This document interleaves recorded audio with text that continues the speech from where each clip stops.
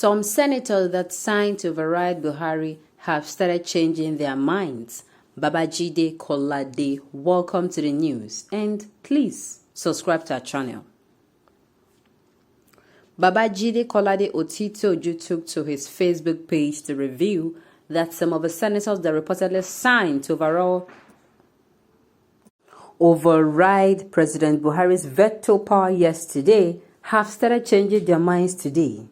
According to the journalist, he is not surprised by the development, as he expected it that will happen. Of course, what do you expect? What do you expect? Do you think for a second that somebody who have broken a wall, there is road everywhere, but for easy access, he left the door because he might get to that door and the door is locked. He broke a wall. Now they are saying that wall you people broke. Let's cement it. Let everybody be following, the door like a normal, like people who have, who have sanity, who their sanity is intact.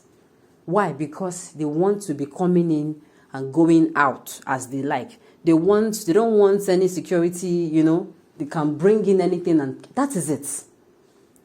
The way that is going to, favor them, that will not favor the masses. There will not be like free and fair election. So we are not surprised too.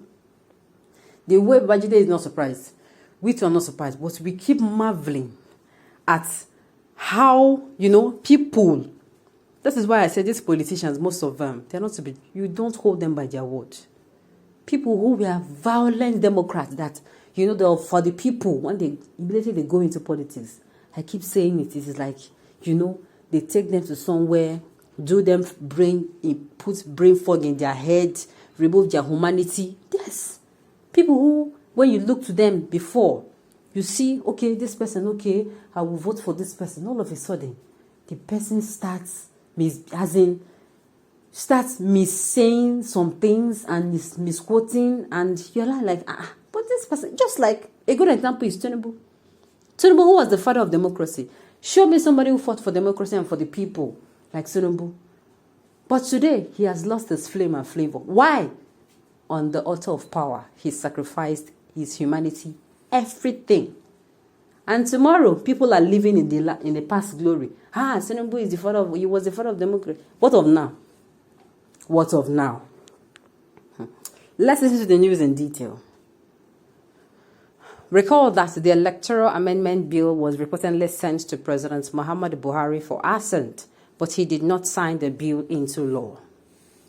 This propelled the Nigerian senators to start a voting process to override President Buhari's veto power. 73 senators reportedly gave approval for the override of President Buhari's assent on the Electoral Amendment Bill. The 73 senators are about 70% of the total 109 senators in Nigeria, which is slightly above the requirements needed by the Senate to override the president. The 73 senators are reportedly withdrawing their votes, according to Babajide Kolade Otitoju on his Facebook page this morning. See his post below. Some of the senators who signed to override the president's vetoes yesterday have begun changing their minds due to pressure. It is well. What do you expect? You see, in politics, politicians, this year alone have opened. I hope if you did not open your mind and your heart to see that politics is not, look, I don't see any humanity in it at all. That is why I keep saying I am totally apolitical. These people is like, they see it as a game. It is better one venture into business and, you do business and, play around numbers. Let it be okay. You're marketing. If you are lying, you are doing this. Okay, you are doing it to, products. And of course, that you're lying will not mean that health-wise it will affect people. Let it be that is the problem you have. Than coming in and you're playing with people's life, people's future. Do you know that these people called the politicians are actually playing with the generations of Nigeria? These people have no fear. They don't have the fear of God. They don't. They don't have it at all. That is just the truth.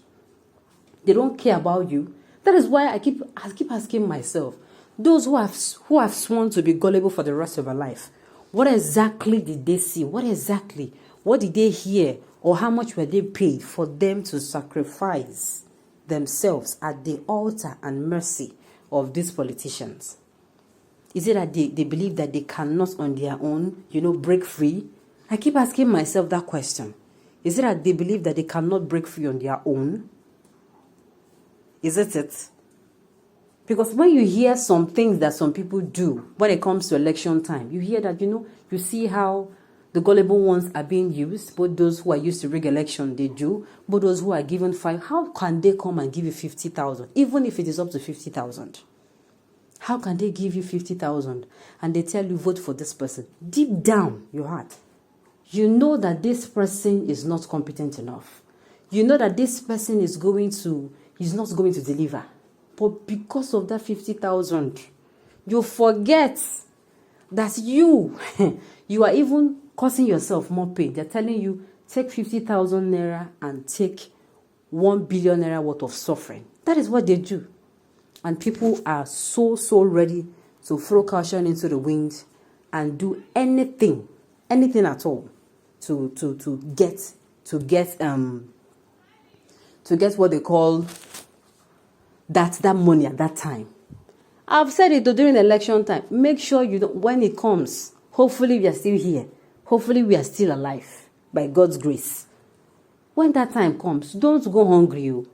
If you don't have food, drink water. Why?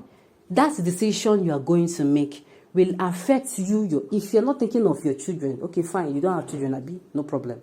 If you don't have children, the decision you are going to make is going to affect you, your family members, your friends, your relatives for the rest of 4 or 8 years. So if you are saying you want to sell that your vote, just remember, you're not just selling your vote. You are selling your vote, your rights to vote, your rights to good governance, your rights to everything that is supposed to come with good governance, good leadership. You're selling it away. For how much? That is what I want. And of course, our culture of voting these days should change. This time around, we are supposed to be voting in somebody, not as in voting for somebody. You don't vote for somebody until you have done little research about that person. Because somebody can come today and market themselves to you. Just like, your products have good marketing funnel and that product sells, even if it is bad. Even if that product is bad. So that is why you need to go back. You look for somebody. Who is this person? What has he done? What is he capable of doing? Let's look at his life. Has he been like this? Has he been like that?